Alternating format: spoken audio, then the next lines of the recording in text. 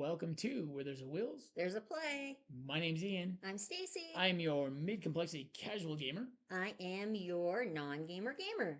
And I don't know, we had a little technical difficulty, so we may have introduced ourselves twice. We don't see it going live. It says it's live. We're new. Yeah, we're new to this whole live thing. We've only done a couple of them. I'm not seeing it on YouTube live, so It takes like 30 seconds. yeah. So anyway, we're here with our there we go. And it may have who knows. I don't know. I don't know where it jumped in. But anyways, we're here with our Five and Dime Friday with our Five and Dime of games in the BGG complexity ranking of 1.51 to 2.0 to kind of continue this series.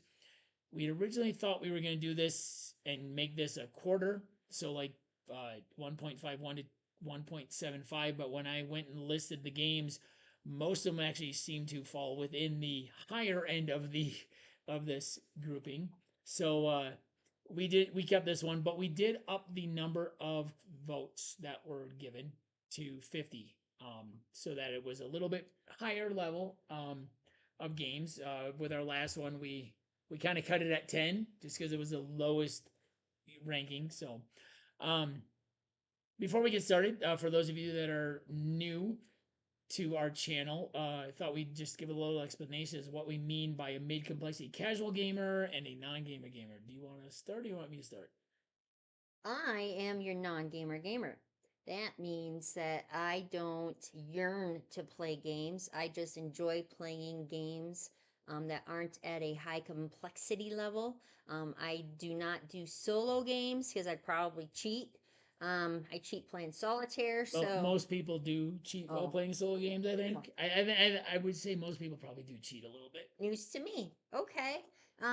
So I just enjoy playing fun games. I don't like heavy thinking games. I don't like heavy planning games. I just like to play games where I can have fun and spend time with my honey bear. That's him. Anyway, yeah, and by mid complexity casual game. Wow, okay, we're getting real personal here now. my husband. Yeah. um, I do play quite a bit solo, but I go up to about a 3.0. I'm not sure how long Stacy's going to be on this little ranking because I'm not sure how many up in those higher 2.5 to 3.0 she's in. So this might be just a top 10 for me. Or maybe I'll do a solo and non-solo games. I don't know. But if they're that high, then maybe, and you're not in, it's probably not solo to begin with. It's not gonna be as fun. True, it's not. But so my mid complexity casual, I prefer 3.0 and below. I do like things that do give me a little bit to think about. I love playing solo. It allows me to explore games that Stacy wouldn't want to play because there is just a little too much maybe going on for her. But I do also like those just nice casual games that are of a lower weight and stuff. Just because I do like to sit down and play. And this grouping actually is mostly two-player games that we've played together. There's a couple solo games in here that'll be on my list, but most of these are games that we played together.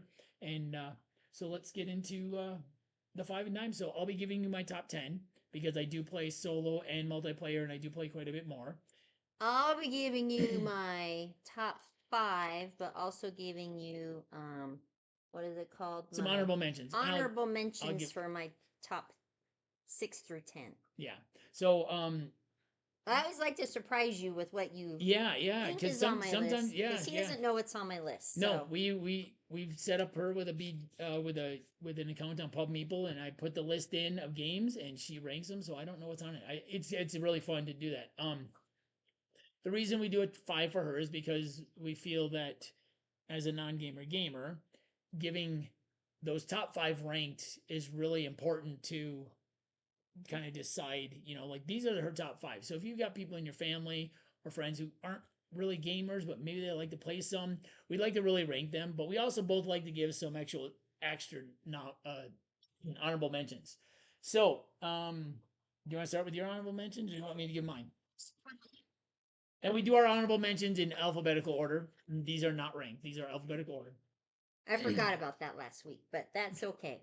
So my honorable mentions for my top 6 through 10, or not my 6 through 10, not my top. You know what I mean. Right. It Um, really is our 6 through 10, but they're in alphabetical order. yes, thank you.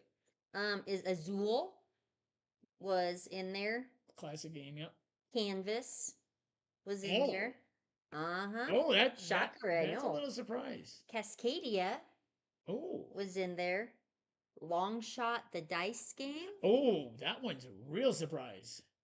Okay, see, And now I'm looking around the board. Now I'm looking around the table.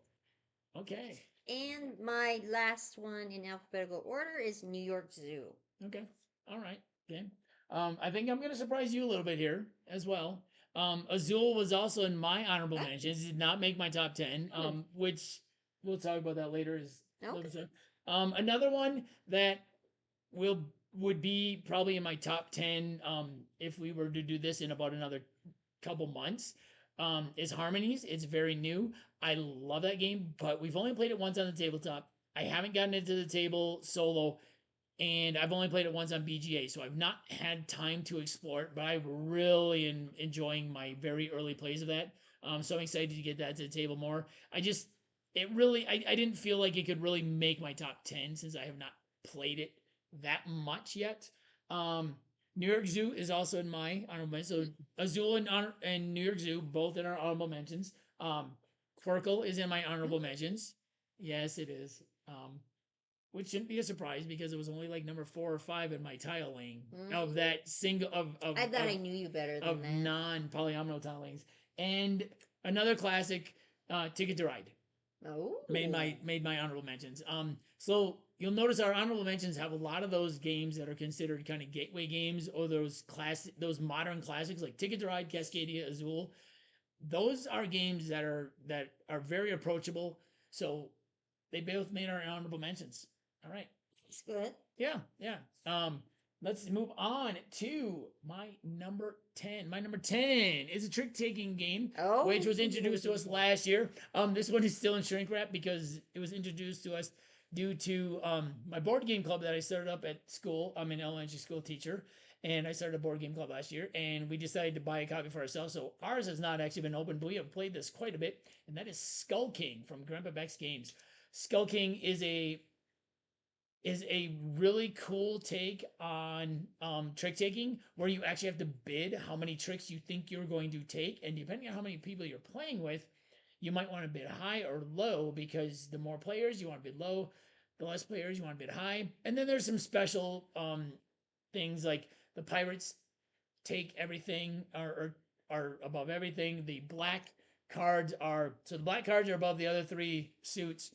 The pirates are above that, and the Skull King is above everything. So it's just a really fun game. I really enjoy it. We play it 2 player, Mm-hmm. and it's still a lot of fun. So that was my number 10, Skull King. Hmm. My number 9 comes in at one of my favorite games from 2023. It's a solo only game, and that is Rove. In Rove, you are this is from Button Shy Games.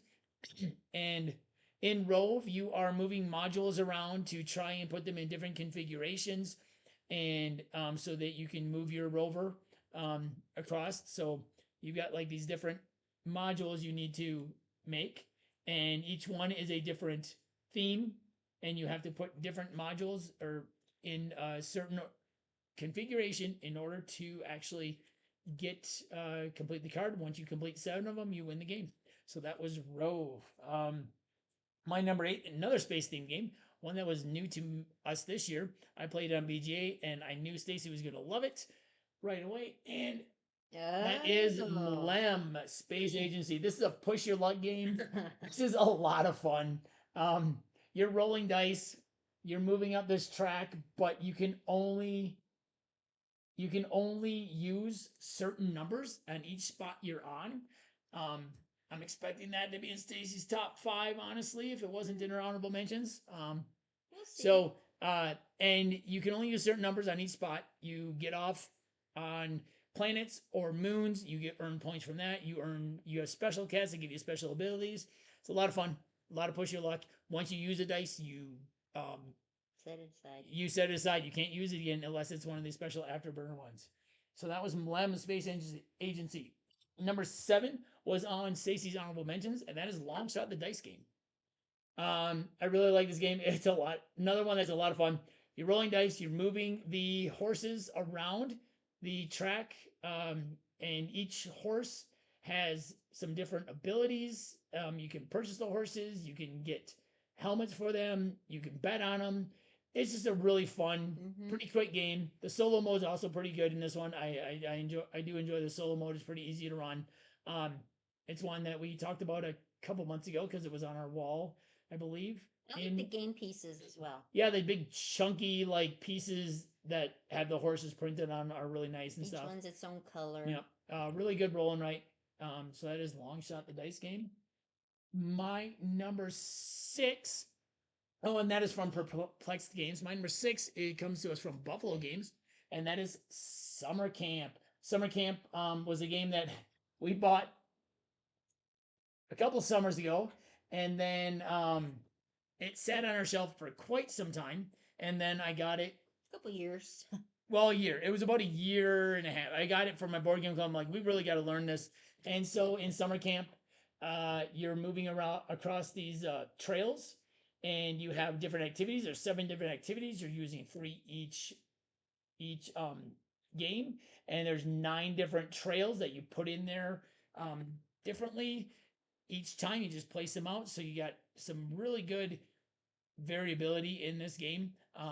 Another one I expect to see on Stacey's top 5, probably. Mm. But yeah, so that comes in my number 6. So that was my 10 through 6. Skull King, Rove, Mlem, Longshot, and Summer Camp from Buffalo Games. Would you like to start the top 5? Sure. Fine. Oh, you put that over here. Well, I'm just saying, Thinking that's I'm gonna done be with it. my I'm done with. stack, I'm huh? done with it. I'm done with it. We'll see. The anticipation's killing him. I just know it is. All right. So my number 5 of my non-gamer gamer list of 2.1 to 2 or 2.5, 1.51 to 2.0. yes, my Complexity. number is wrong on my list. My number 5 is one of the games that I didn't think that I was gonna like, but I actually like it a lot. It's educational. Yep, Oh, it's it like I'm an educational kind of gal. I am not a teacher like some people.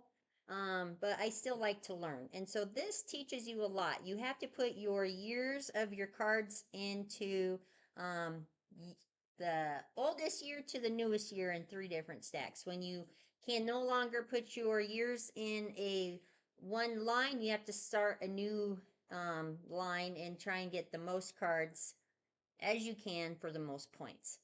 Each card has a different thing that happened in that day or that year in history. Um, for the most part, am I explaining that right? yeah. And then you have a little time token that you travel around the board and you try and go as slowly as possible so that you can collect as many cards as you can. Trekking through history, my number, what did I say? 5. 5. Or 5. And I can't remember who makes that. Underdog Games. Underdog games. I do like underdog games as well. So, was that a surprise? Probably not. Knowing what games were on your ranking overall, and with it not being an honorable mention, I guess yeah, no, it's not a surprise that it made your top 5. Just once you named beforehand, I think it might have been a little bit of a surprise. But what kind of game is that considered? Is that an open trick taking or open? That is a open drafting, type game, and you're, I guess maybe a tableau building a little bit with your cards because you're building your different tracks of cards and stuff. A little resource management with it. Yeah. My number 5 is, I guess it might be considered a modern classic. It's a tile laying token game, and that is Cascadia. I really enjoy Cascadia, and I really enjoy it with the landmarks expansion as well. It just added some really cool new tiles, even if you just use the tiles and stuff in it. But in Cascadia, you have these 2 things. You're grabbing a token and or a tile and a token, and you have to place them in your board. Or not on your board, just on the table. I really like this because it's open and you can kind of spread out wherever you want to go with it. And you're trying to score 5 different animals, and you're also trying to make the biggest areas of habitats available to score points off of those. Just a really kind of cozy game, comfort game to play. Really enjoy this one. The Landmarks expansion added some really cool asymmetric scoring some with some different scoring things where you would put them on, but it also makes it a little tighter of a game because you have to place it on a tile. Um, Cascadia, like I said, my number 5. It was on my tile laying list a while back, so my number, or sorry, my number 4. No, not my number 5. My number 5 is Cascadia from AEG and Flat Out Games. It count backwards. It's been a long 2 weeks for me. It's been a really long 2 weeks for me with my volleyball Right. season and an extra day and extra work day and stuff. Number 4. Number 4. Probably didn't see this one coming. This one's a surprise, a new game to any list I've ever done before. New or It's not in my top 2, I should say. No. So that might be new. new to any list, or if it was played, it's on her list. Yeah, it's always on my list.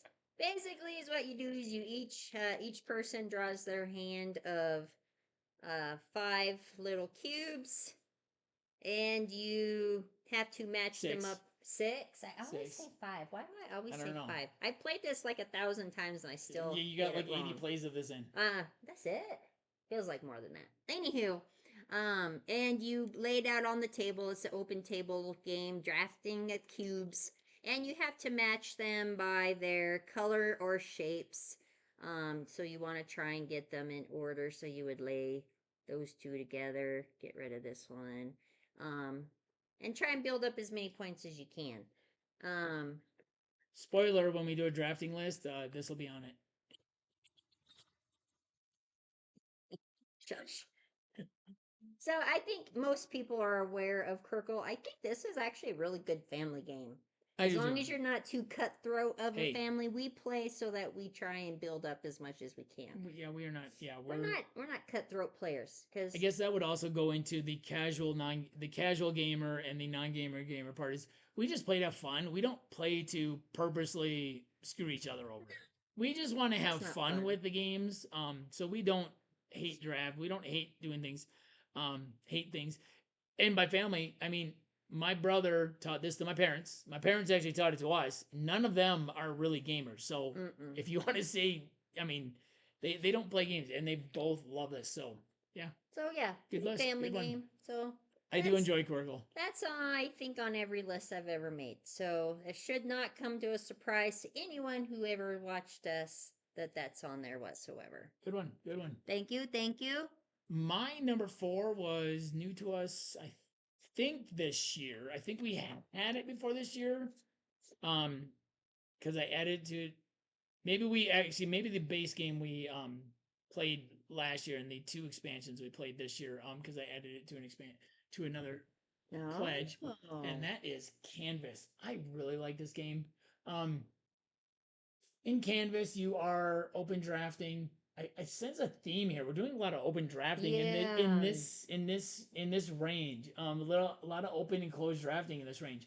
You're open drafting different pieces of art, and then when you can have up to 5 in your hand before you have to make a piece, and then there's different scoring on the board. There's different scoring requirements that you need, and you can get different ribbons for based on what you're scoring. Yeah, it's another one of those cozy games. Really fun to play. We do have both expansions. We do have the big box coming to organize it a little bit better. So I think I'll probably be hanging these in our den at some point. On the wall?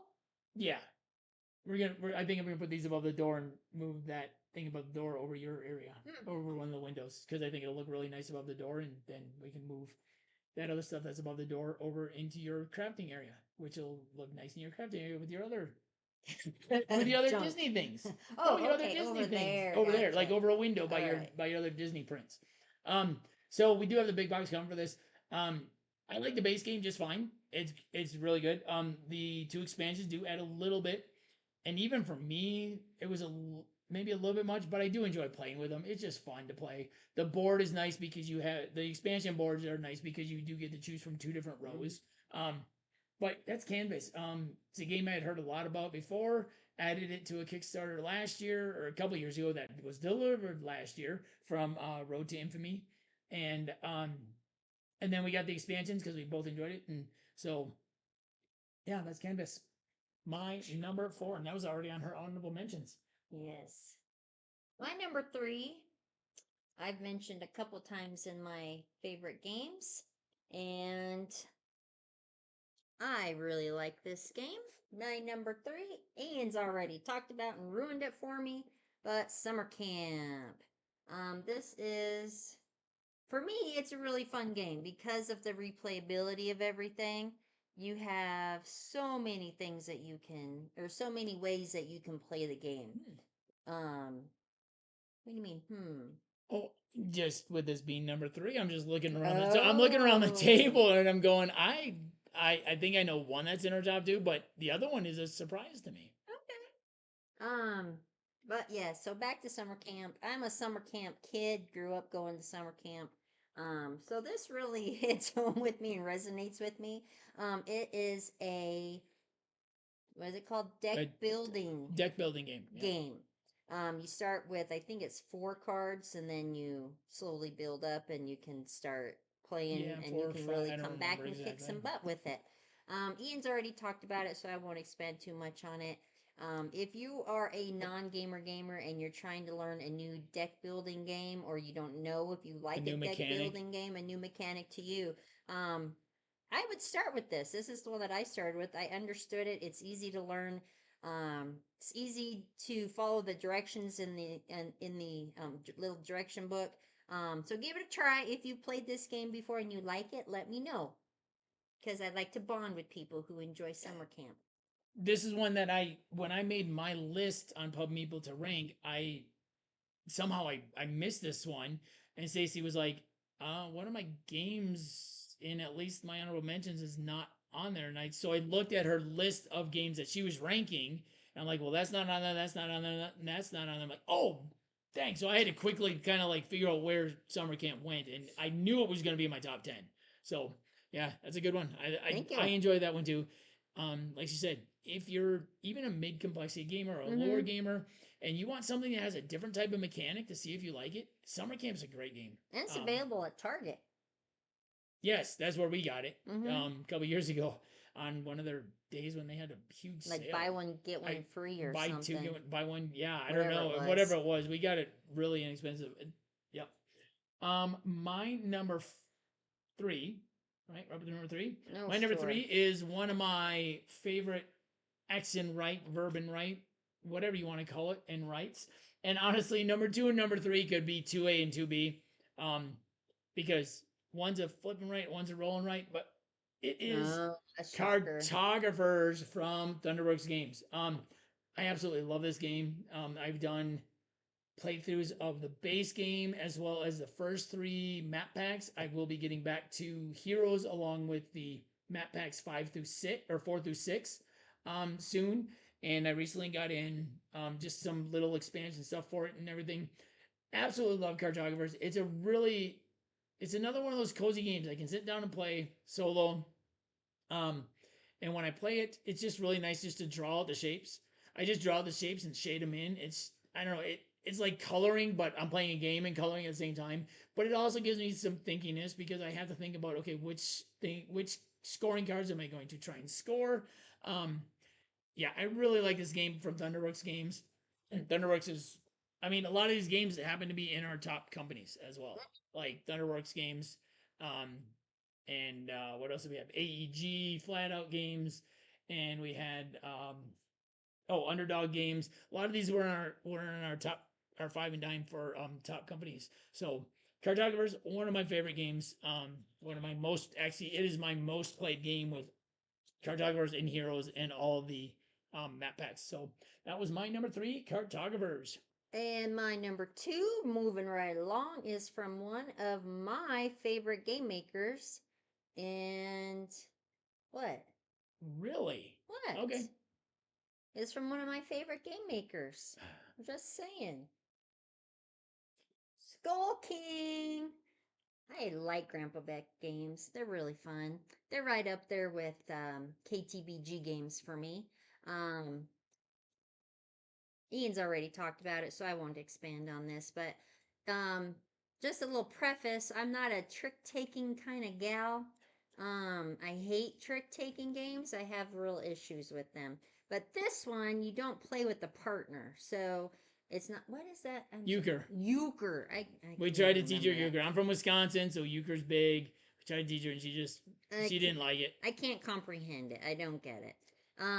It's I ADD It's kicks in probably and the you're playing with a partner, so you got to figure out what your partner's doing without being able to yeah, talk, sort of I thing. don't like it. Anywho, back to Skull King. You're not playing with the partner, you're playing on your own. And so whether you win or lose, you don't have to let anybody down but yourself. So that's a bonus for me. So I really like this game. The artwork on it really draws me in as well. It's just really well done. I love you, Grandpa Beck. Thank you for making my life fun. There. Number two. Okay, I think I know what her number one is, and I am stunned. Okay, we'll get there though. We'll get Okay, there. my number two comes to me from another one of my favorite companies. It is one that I own, I think, maybe the most games from, and I have also done a lot of content on this channel with my rolling through the realms Mm. tutorials of Ooh. all 63 realms that are available. Rolling realms, and this is in the Redux box, but they had this wonderful idea where you can put the original box and you can see all of the realms all the way around it. In Rolling Realms, it is a game. It is a roll and write where you're playing with three different realms that are based on actual board games. The original Rolling Realms had 11 games that were the Stonemaier games at the time. They have since released a promo realm for every game they've come out with, including the most recent game, Stamp Swap. But then early last year, Jamie Stegmaier teased a big pile of promo realms from non-Stonemaier games because this game was such a big hit. Jamie came up with it during the pandemic as just a quick single sheet print and play game, and it went over so well that he decided to do an actual box version of it, and then it kind of took off like wildfire, and fans started making realms for their favorite games, and just there are hundreds of fan made realms, and then they finally kind of went, let's make some realms, and every game you play with three realms each in 3 rounds. So the amount of variability with 63 realms now is so huge because you're only playing with 9 realms every game, and you're playing with 3 different ones, so you mix them up. I mean, each realm can go with 62 other realms each game, and then 61 other rounds for the third one. So there is a lot of variability in this game. There's also some really great solo modes in this. There was the mini golf in the original, which I really need to get back to because that was the first introduction to this. Which actually, this was not a hit for me when I first played the mini golf, and then I realized I could just play it as a beat your own score. And then I realized Jamie was playing live online, and then it started taking off for me. And then they came up with Rolling Through the Realms, which I still have to wrap my head around, which came out early this year or late last year, I believe it was, as a solo campaign mode. And then with Rolling Realms Redux, they have a new Rolling Realms Redux ball, RRR ball, which is based on soccer, and you have to go through like different leagues and stuff. Um, like I said, I absolutely love this game. Obviously, I've done individual tutorials on this channel for every single realm that has come out. I am completely caught up. So the next realm will be probably early 2025 when the new Stonemaier game comes out because they are done doing non-Stonemaier promo realms, and so that is Rolling Realms, my number two. Like I said, this and Cartographers on any given day could be switched because I just really love both those games. So that is Rolling Realms, my number two. Okay. You want to do your number one and then I'll do No, my you number do one? your number one Oh, the because anticipation's you're going. killing me. No, you've been going first. Well, I know, but what do you think is my number one? Is it what you think I think you think I think it is? Sure. Well, there's only one game out here which I know you really enjoy, which you haven't listed. I'm gonna be Okay. I mean, if it's not that, it's not that, and you didn't list that in your honorable mention. Oh, whatever. It is not that. Okay. You don't think it's patchwork? It's not. It's No. not patchwork. No. Okay, so this game for my number one non-gamer gamer is I love the theme of it. I love the artwork of it. And it's got cats in it. So, ooh Lord. Him is my number one. And I think it's just basically because I love to say the name so much. And I've made it all the way from the bottom all the way up to the Yeah, top. she did. We played it like 3 times, and she made it all the way to the top. One of them. So of course, I have to brag about that when I talk about this game. I mean, it's a big brag. It is a big brag, but I do like this game. Actually, I love this game. I like to play it. It's got cats. It's got animals. It's got replayability. Um, you know, Ian's already talked about it, so I won't go on too long about it. But I mean, just look, the M's are little kitty heads. I mean, how can you go wrong with kitty heads? That's how I judge a game, like I judge my football teams. I think I just realized that they were kitty head. I Are you don't think I noticed serious? that. I'm not sure I noticed that. Oh my goodness. Good job. Thank you. I'm very observant most of Yep. the time. Sometimes. Well, not very often. So I won't talk about it, but um this is an easy game to understand as well for non-gamer gamers. So if you want to get a good family game out, I think you can have up to 5 players in this. Maybe it's 4. I don't know. I think it's five. Five I think players. it's 5. 5 player boards. Where do you see that? It was right there. It was right there. 5 player boards. I Oh, like it. gotcha. Okay, so up to 5 players. I think it would be really fun with up to more than 2 people. But I don't do well with more than I don't play well in the sandbox with more than 2 people. Um, so Blam is a fun game. I think you should try it. Hmm. I'm okay. We'll talk about our surprises a little bit. Okay, Okay, my number one. You know what it is? Ticket to Ride. No, that was an honorable mention. Oh, see, that was like 20 minutes ago. I don't remember that long ago. My number one game comes to Gonna us be from a Underdog. really? Trekking through history. Um, Huh. I absolutely love this game. I love the solo mode in this game. I love playing this with Stacy. It's I think it's this whole clock mechanic right here, Mm-hmm. where when you, like Stacy said, you're taking the cards off of this conveyor belt. Oh, is that what that is? Is a Well, it's conveyor belt? conveyor belt because it moves when stuff takes off. It moves. So Oh, it's a yeah, conveyor yeah. belt, but you're open drafting these cards off this conveyor belt. But when you take them, it does 2 things. It moves you around the clock. You have 12 hours a day. You have 3 days that you're trekking through history, that you're exploring history. So it moves you a certain number of spaces, but it also gives you some resources. So it really is this back and forth mind game. Is okay. I really want those resources. Uh-oh, we froze. We froze. Oh, that is not a good look for me. That I don't I don't know what just happened. I bumped it and it just froze. Oh, no. Can they... My whole computer froze. I'm watching to see my whole computer just froze on me. Oh no. Well, that is not a good look for me. Maybe it's not freezing Wait, in it's not theirs. freezing there. Let's just Okay. see. We'll just keep going. So my computer, sorry about that, but my screen froze, but we've got it up on the iPad here. It is not frozen. So anyway, trekking through history. You're taking cards off and you are yeah, that is a really bad look for both of us. If you could see our free screen right now, it is really bad. Can't even take it seriously right now. Okay, so in trekking through history, you are taking cards off. Like Stacy said, you're placing them from the earliest year to the latest. You have 3 days that you're traveling. Each card tells you how many hours you have to move. So whoever is the furthest behind, whoever has traveled the least number of hours, gets to actually I don't know. Now we're Take that now we're seriously.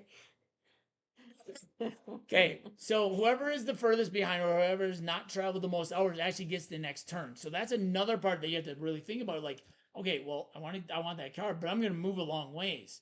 Can I take something else and maybe still get that one? And then you get your resources on your itinerary, and your resources, which are your different types of like I don't remember what they're off the top of my head, but they're like different things like invention and speaking and different things. I don't remember. I think I'm getting confused with some of them with her story actually. I know invention is one of them, and you're putting them on your itinerary, which you can get different points as well, and then you can and then you also can get these time crystals, which you can take time away. So like if it says, oh, you have to move 4 hours, but you use 2 time crystals, then you only have to move 2 hours. So I really love that entire clock mechanic with where you're moving. And I don't know if you can see this or not because my screen is Completely frozen. I don't know frozen. why my computer's frozen, but it is still filming. So I guess that's good. So the clock mechanic is really good. The solo mode in this is really fun. This is one of my favorite games. When we eventually do our top, I don't know, 50, 100, whatever games, this will be fairly high. This is a game that I don't see leaving our collection, especially since it was on Stacey's top 5 in this section, and it's my favorite in this section, and it's one of my favorites in our collection. This is just such a great game. Everything about it, I really, really love. So that is Trekking Through I think History. my mom would really like that game. Since The problem is, okay, I just had to make sure that like my whole OBS is frozen. I had to make sure that this was still actually recording, Oh, and it is. You it can was still hear good. us. So But I think that anyway, would yeah, like Ticket to Ride.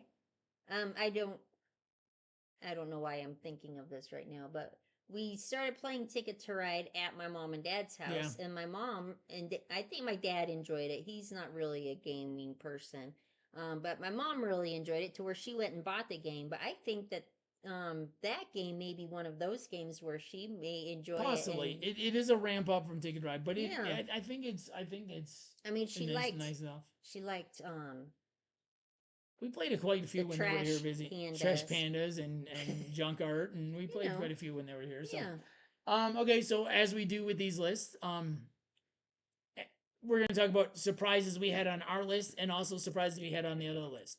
So, what surprises did you have I on need to you? see your list Oh, you because need I to can't see my remember that list. long Okay. ago. What surprises did you have on your list that didn't make your top 5 or maybe didn't make your honorable mentions? You know, I Whichever. thought that Blockus.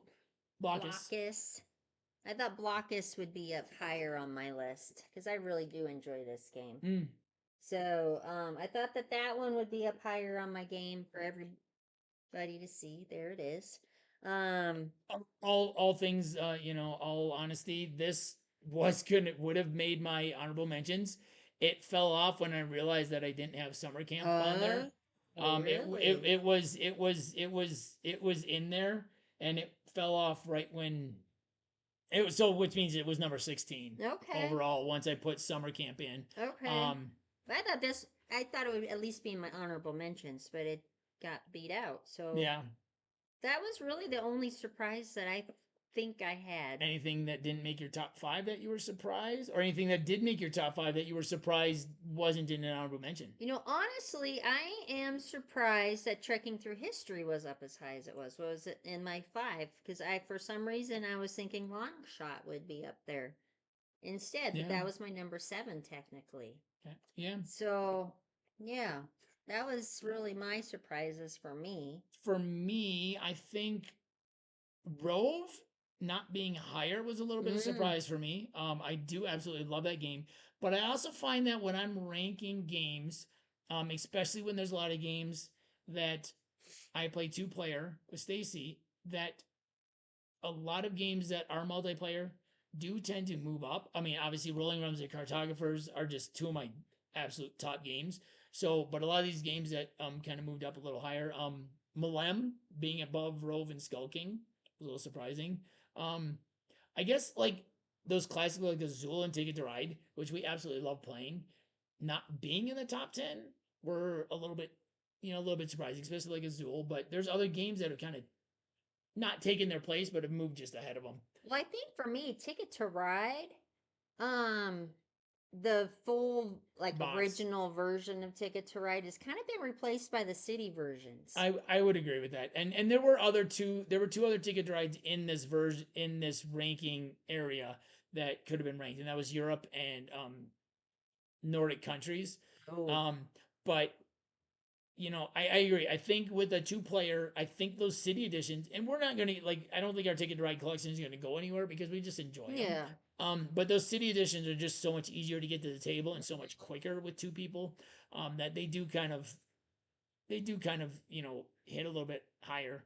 Um, And they're I'm small box, so I'm easy yeah, setup. I'm kind of curious where those fall, honestly, because we haven't seen any of those yet in between 1 and 2. So I wonder if they don't Oh. have enough rankings. I bet they don't have enough votes because there's no way that those aren't in this area. If Huh. Nordic and Europe, I'm gonna have to check on Well, see Europe, doesn't that one have boats? that one has the no the Europe has the has the stations that you can share a route through, but it doesn't come into play Oh. really in two players. And then Right. it has the mountains. It has a really long mountain, Uh, and the Nordic has that really long one on the side that's sort of like 27 points, and it also yeah. has boats. Okay. Um, but the city editions, I would guess, would have to fall in this range, I would think and so. I'm just betting that, and I'm betting a lot of our maps do too, and they just don't, Have enough they don't have rankings. enough rankings. Um, but yeah, let's see. As far as my list, what do you, anything surprise you? So I'm actually surprised that for you, because you do love Canvas so much, that it wasn't up here. But I didn't realize you liked trekking through history so much. Yeah, no, yeah, yeah, and So, and that and those ones were tough. Those ones were tough. Um, but yeah, because I know how much you love Canvas, but I didn't realize that trekking through history was one of your faves. I think one of the reasons is because I can also get to the table solo, and I really enjoy that solo mode. Uh, Like any game that we enjoy together, and then I can get to solo. And I have printed off. There is a fan made solo mode for Canvas. I've not tried it yet. It looks really interesting, um, but I haven't not tried it yet. hmm. Okay. I'm surprised Skull King was as low as it was. I was too, but when I was looking, I'm like, and I really do enjoy playing it. It's just that I think if we could get it at like 4 or 5 people, I think it would really shine Oh for me. dear. Well, I mean, just kind of bidding that way, with the if you have more people. But Hmm. yeah, no, I was a little surprised it came down, but came down that low. Um, yeah, but other than that, I thought our lists were pretty good. Any anything on my list that was surprising? I think I said, oh no, I didn't. Or did you I already was talk about that? no, I long shot. I was shocked long shot wasn't, and trekking through history was. Mm-hmm. Um, I can't really say money, but Malembe number one is a huge shock. Like skulking summer camp would not have been surprising. Quirkle would not have been surprising. Um, Malembe number one is a surprise. I mean, I would have almost picked Azul, Canvas, Cascadia, or Longshot over trekking through history for you to be in your top five. In fact, Too. in fact, I probably would have picked any of those four over Mlem. And I know Mm-hmm. you enjoyed Mlem, but just like I would have thought like Summer Camp, Skull King, Quirkle would have been your top three, and then some part of Azul, Canvas, Cascadia, Longshot would have been 4 and 5. So yeah, that was a With nice. That was a Azul, I'm not surprised because Azul's kind of falling back with all these other new games that I've yeah, learned. yeah, yeah. So I agree Azul, with that. yeah, Azul hasn't melted my butter lately. So I'm kind of learning the new games and new not techniques. I don't know what Mechanics and stuff. mechanics of games, and so Well, and some new tiling and drafting yeah, games you've learned and stuff, yeah. lately. And What would junk drawer fall under? Because I like junk drawer, and I haven't seen that come up. Maybe there's not enough I don't think rankings there was for enough that. rankings for it. Darn it. And That I would have just been in the last one, probably. either that it may have been in this one just because of the different just because you have to place things in different areas and stuff and stuff. Yeah. So I like that game yeah, it's a too. fun one. Well, maybe we'll have Okay. to get it to the table this weekend. Well, Maybe. anyway, well, we are frozen, so let's see if I can unfreeze my computer here real quick because we are not going to be able to put our end screen up Uh-oh. or end the broadcast. So, what is going on? We may go black here for just a minute. Let's see if this will. Let's see if we can get back in and get us unfrozen. Hey, there we are. There we go. All right. Okay, so, oh, that's all it took. Okay, I guess we could have done that forever ago. We had a really, really bad frozen screen on OBS. Yeah, we like I don't even know what it was. It was really bad. But anyway, that was our five and dime for 2 point or not 2 point 1.51. We're just watch we're watching it on the iPad over here and watching us cheer that we're back live. Um 1.51 to 2.0. Yeah, we don't take ourselves too seriously with this. We're just having fun talking about games. I love talking about games. Stacy kind of gets her Tolerate it. well, you get Better you at get it. your broadcasting Yes. kind of thing in Finally get to use that broadcasting degree earned. quite a Kind of. while ago. Yeah. No, she's kind of getting her broadcasting, thing in, and I like talking about games, and it's just fun doing this together. Um, so I guess what do you think about these lists? What do you think about these games that we had on our lists? If you follow our channel, any surprises? If I don't know if anybody follows us that closely, from each person's list, but yeah, leave us a comment. What do you think about the games that we had listed? If you want to see more videos that we post, please hit that subscribe button above. And if you want to see the rest of our five and dimes, you can follow that link. And you can also see the latest video that we've posted. Once again, this has been Where There's Wills. There's a play. I'm Ian.